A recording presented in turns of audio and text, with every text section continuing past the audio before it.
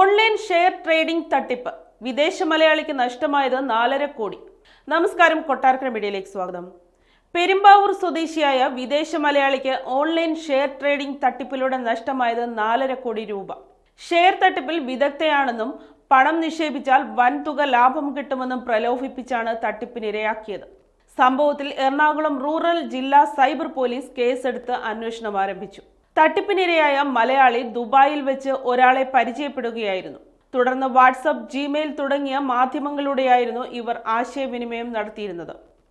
തട്ടിപ്പ് സംഘം പറഞ്ഞ ആപ്ലിക്കേഷൻ ഡൗൺലോഡ് ചെയ്ത് ആദ്യം ചെറിയൊരു തുക നിക്ഷേപിച്ചു.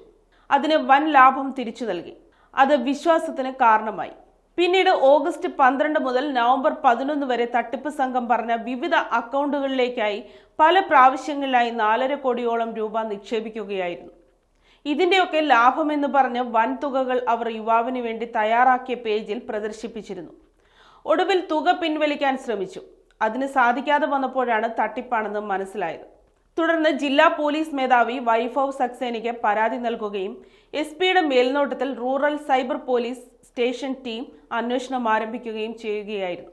ഇയാൾ പണം നിക്ഷേപിച്ച അക്കൗണ്ടുകൾ പോലീസ് പരിശോധിച്ചു വരികയാണ്.